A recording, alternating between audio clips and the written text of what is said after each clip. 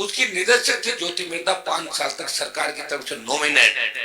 2 दिन पहले मैं ज्योति जी का भाषण सुन रहा था। अंदर की बात वो उनको कहनी नहीं चाहिए थी, लेकिन उनके मुंह से ये बात निकल गई कि संविधान को बदल देंगे पूरा। राजस्थान की सबसे हॉट सीट माने जाने वाली नागौर सीट, जिस पर लंबे समय से बात हो रही थी, और आरएलपी के कांग्रेस से गठबंधन के बाद अब हनुमान बेनीवाल खुलकर बीजेपी पर हमला बोलते हुए निशाना साधते हुए नजर आ रहे हैं और बीजेपी पर निशाना साधने से चूक भी नहीं रहे हैं। इसी कड़ी में आपको बता दें कि लोकसभा चुनाव जैसे जैसे नजदीक आ रहे हैं, हनुमान बेनीवाल ज्योति मिर्धा को घेरने में कहीं नहीं चूक रहे। तो अब बात कर लेते हैं आरोप प्रत्यारोप के उस दौर की। तो अभी कुछ दिन पहले ही हनुमान बेनीवाल ने कोरोना काल के दौरान ज्योति मिर्धा के जनता के सहयोग न करने पर भी सवाल उठाए थे। क्या कुछ कहा है, देखिए इस वीडियो में। और एम्स की डायरेक्टर थी। एम्स जो देश का सबसे अच्छा अस्पताल है, दिल्ली का एम्स, अब तो जोधपुर में एम्स खुल गए, कई जगह एम्स खुल गए। उसकी निदेशक थी ज्योति मिर्धा, 5 साल तक सरकार की तरफ से नॉमिनेट। 5 साल में एक व्यक्ति का अगर इलाज कराए पर्ची भेज के लेटर पर, बता दे मुझे। एक तरफ मैं हूं, मोदी अमित शाह से लड़ रहा हूं, मेरा संघर्ष आप देख रहे। जब किसान आंदोलन हुआ, मुझे कहा आवश्यकता थी सत्ता छोड़ने की, सत्ता के चिपक जाता, मिनिस्टर बन जाता, 4 महीने पहले छोड़ के आ जाता। लोगों को तो वहां से तो देने उल्टे सुलटे, और क्या करना बताओ मुझे। यही करते हैं सारे लोग। किसानों के लिए सत्ता छोड़ी, जवानों के लिए संघर्ष किया, अग्निपथ को वापस लेने का परिणाम ये हुआ कि परसों रक्षा मंत्री ने बोला कि अग्निवीर के बारे में विचार करना पड़ेगा, बंद होगी अग्नि, वापस पूर्व की पार्टी सेना पर।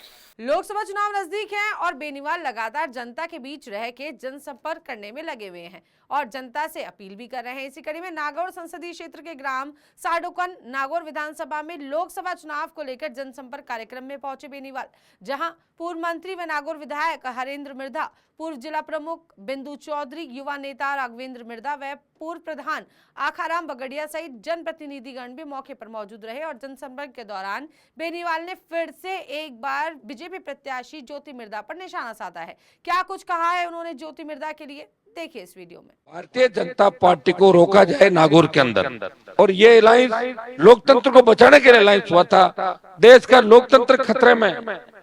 2 दिन पहले मैं ज्योति जी का भाषण सुन रहा था। अंदर की बात वो उनको कहनी नहीं चाहिए थी, लेकिन उनके मुंह से ये बात निकल गई कि संविधान को बदल देंगे पूरा। संविधान बदल देंगे मतलब समझ गए ना। नहीं तो आप किसी के खिलाफ बोल सकते हैं, बोलते गिरफ्तार करके अंदर डाल दो, नहीं आप कुछ कर सकते। चुनाव 15 साल बाद होंगे, कौन कौन लोग वोट डालेगा तय कर लेंगे खुद ही कि भाई शहरों में रहने वाले डालेंगे, गांव में रहने वाले, तो खुद ही उनको ही तो तय करना है सारी सारी चीजें। और आरक्षण खत्म कर देंगे देश के अंदर। यही संविधान चेंज करने के पीछे का जो मूल भाव है वो ये है। ये आपने सुना नहीं सुना ज्योति मिर्धा का जो ट्रोल हो रहा था, खरा आपने कब?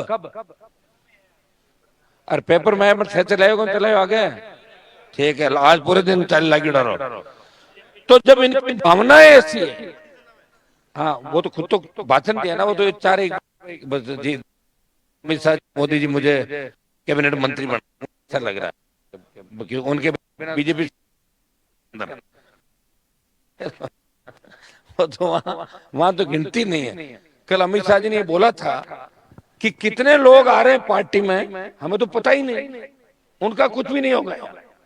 आ रहे हैं, चुनाव के बाद बाहर खड़े मिलेंगे, वहां पर वही रहेंगे जो अंदर है। आप भावना समझ गए बीजेपी की? मैं तो रहा हूं, मेरे से ज्यादा बीजेपी को कौन जानता, चलो आप बताओ। मैं तो वहां से बीजेपी दम घुट रहा था, इसलिए छोड़ के भाजपा लड़ता रहा, अलग पार्टी बना के और आया। पिछली बार अलायंस इसलिए किया था कि आपको तो सबको पता, अलायंस की बात इधर भी चली थी, मामला योग सहयोग की बात है, योग उधर का था, योग वहां बना, और योग ये भी था कि वहां ज्यादा दिन मैं रह नहीं सकता था। लेकिन देश में किसानों को जब आवश्यकता पड़ी तो देश किसान जवान बलिदान मांग रहा था, वो बलिदान हनुमान बेनीवाल ने दिया, ठोकर मारी।